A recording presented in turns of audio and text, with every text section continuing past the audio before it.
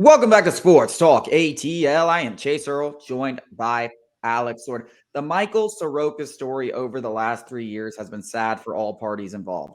Braves fans, Michael Soroka, the staff, his teammates. I think all of national people that pay attention to baseball at a national level feel bad for this kid, right?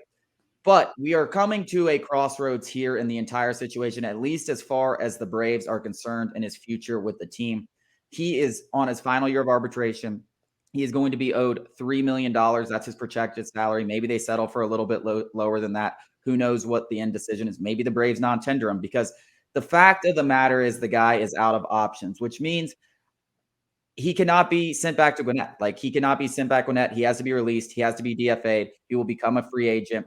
And Joel Reuter of Bleacher Report did his top 30 trade chips for this offseason, or potential trade chips.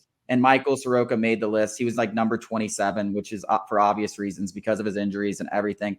But it is something that we have to talk about, whether he gets non-tendered and just straight out released, or whether they sign him and try to look to trade him in the offseason if they think they can get anything for him. Or maybe they give him an opportunity in spring training and then deal him. But if he doesn't make it out of spring training, he basically will have no trade value, because why would anyone trade for a guy that couldn't even make the roster of the Atlanta Braves? It just doesn't even make sense. It's not like we're loaded with starting pitchers on the back end. So obviously he's not either 100% healthy, or he's not the same that he was.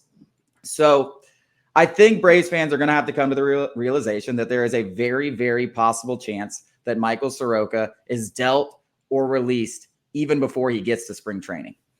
So I'm going to take it a little bit more optimistically. And you said it right there. That one little thing that provides a glimmer of hope for Braves fans, for Soroka, for everybody who wants this guy to succeed in this organization.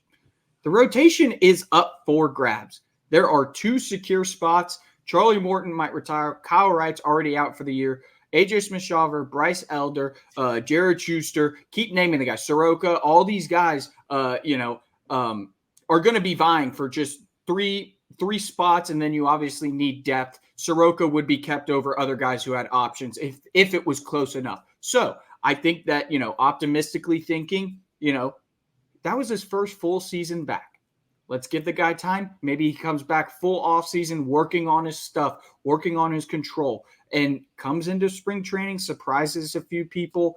I think that it's not – I don't want to say it's more likely that he makes the roster than it is not, but I just feel like he's not worried about rehabbing. He can work on his actual game. He's not worried about potentially injuring himself.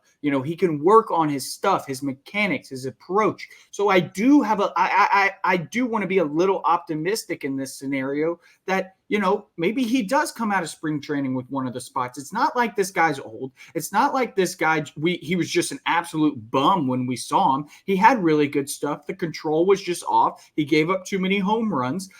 And those are things that you can absolutely work on. So I do want to be a little bit optimistic about this. Maybe it is because I've just, I love Soroka and I want him to work out here. Or it could be, that is the right call. That I don't think the Braves are going to, they've seen it this far. I think that trading him for, a lowly prospect potentially isn't worth it in the Braves' eyes. I really don't think that. I don't think, I think it kind of depends on what you can get for Michael Soroka. Like, for example, I don't think it would necessarily be a lowly prospect. I think you could swap Soroka prior to spring training if you wanted to go that route. I think you could sign him to his tender him his contract. He's at $2 to $3 million or whatever he signs for prior to spring training, because like I said, the risk with going into spring training with him is that if he does not win one of those spots and you're trying to trade him, his trade value is pretty much tanked. You're going to get nothing. Right. Maybe you're able to shed his salary, but that's the absolute most. I think there is a scenario where Michael Soroka this all season could fetch you that high quality reliever you're looking for. A high quality reliever from a bad team. No, I'm telling you. No, you This is the reason why I say that, and why I think it's more likely that he's flipped for an MLB caliber player, is because think about the kind of team that would be willing to see it out with Michael Soroka, a team that's rebuilding, a team that is willing to take a chance and see this through the entire season, which the Braves cannot do. But a bad team is willing to see this through for the entire season and see if he can recapture some of what he had in the past. Guess what bad teams do not need?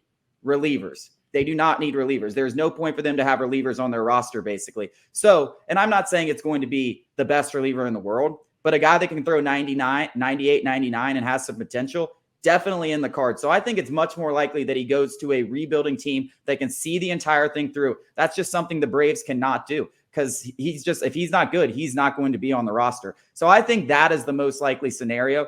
And other than him sticking through spring training and them just giving him another shot, which is very possible. They could do that. I would love to see it. I want Michael Soroka to see in a Braves uniform. I think everyone wants that. But I'm thinking of it from a perspective that the Braves can't see this thing through. Other teams can, that are not good and are not going to be competitive. And what can those teams offer? Relievers.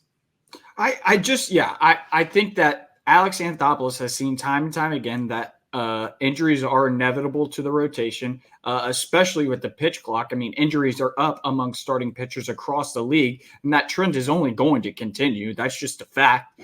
So, overkilling the rotation, and I know I've spoken ad nauseum about how I want to overkill the bullpen, and what you just presented, that scenario would appease me in terms of, I just want as many arms in the bullpen that we can use in October as possible. But I also just feel as if the Braves are going to see it through at least this year, unless he shows up and is a tomato can in spring training, that is the thing to me, obviously that dictates everything. If he comes back and he is even a sliver of the guy he was in 2019, the Braves are going to see it through and just hope that he can maybe recapture that magic. That's what everybody is, dictates whether he gets traded or he's with the Braves or if he's DFA'd, whatever. It's all in Soroka's control. And I truly do believe that a full offseason of not worrying about, potentially rehabbing and just getting back to a level of being able to be on the mound, but thrive on the mound,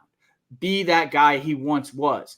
I think that, not only physically is going to help him, but psychologically that is going to help him on the mound, where he's not worried about his body in terms of being healthy. He could just be the best pitcher he could possibly be. Again, that's just, the ideal scenario. To your point, I don't know which one is more likely, but I just feel like the Braves they're thinking very positively about him in a full offseason, what he can bring to the Braves in spring training. I just don't see the most likely scenario is him getting traded. Yeah, I mean, I just think that is the gamble that you take, because like I said, you are basically going to get nothing for him if you take the risk and the risk does not pan out. And I do not think the Braves are going to move him for chopped liver. But if there is a piece that they know, I don't know the saying, and I'm going to screw it up. But if there's a piece that you can get right now that can help your team and you can flip them for Michael Soroka, it's something that I think without a doubt they are going to consider this offseason, because as much as it pains you to say, there's nothing over the last 3 years that has really shown you that he can become a piece of the rotation. And listen, we were starting Yanni Chirinos over this guy. So it's not like they're exactly putting a ton of confidence in what he's brought to the table. And I still hold out hope. I still think in the long run, if Soroka can stay healthy, he eventually will figure it out. Will it happen this year? Unfortunately for the Braves, it has to happen this year. And for another rebuilding team, it doesn't really have to happen this year. So if you can offer us something that we think we can use in October, like I said, we're thinking to October now, you got to consider it and not take that risk. And I think that's going to be something they consider this offseason. Coming up after the break, this stat from AJ Smith-Shawver will have you believing he could be a big part of the Braves rotation in 2024.